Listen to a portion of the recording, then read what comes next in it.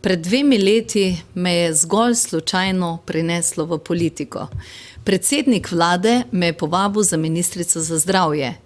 S tem sem samo nadaljevala s kriznim menedžmentom, kajti moje delo v preteklosti je bilo v podjetju, ki je bilo tako rekoč na dnu. In iz tega dna sem ga skupaj s sodelavci pripeljala v vrh slovenske industrije in še katere druge.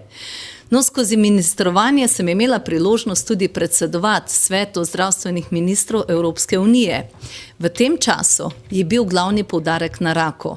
In kot kandidatka za evropsko poslanko seveda želim nadaljevati točno na področju raka, kajti rak je vstopil v vsak dom. Vsak 4. Evropejec je obolel za rakom.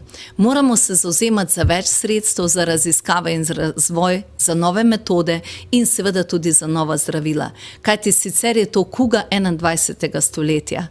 Pri tem pa se bom zavzemala tudi za prost pretok pacientov preko vseh meja. Znotraj Evrope smo Evropejci, seveda lahko gremo v katerokoli bolnišnico si želimo.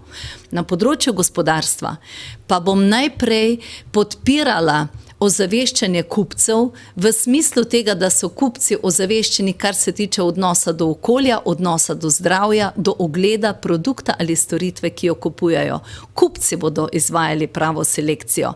Da pa sicer na gospodarskem področju znam ustvarjati tudi pogoje za nova delovna mesta in v svetovnem trendu je kar nekaj panog, na katerih je to možno.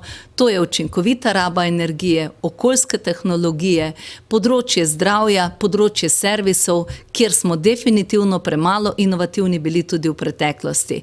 Verjamem, da sama zmorem več in da Slovenija zmore več in da Evropa zmore več.